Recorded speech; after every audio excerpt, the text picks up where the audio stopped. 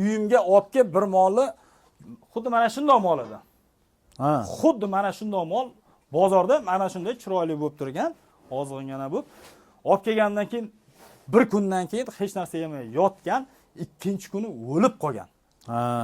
Bilmayman, qanaqa gormon solganmi yoki dorilarni solganmi, o'sha paytda bozorda ishqilib dikillab turgan. Olib kelganda yaxshi meni bitta yutug'im bo'lgan ekan, har bir olib kelgan molimni videoga olaman. Mendan nima ketdi deb maqtanchoqligim bormi, balkim videoga olib, mana yevatdi, nima qilyapti, tushirib oldim.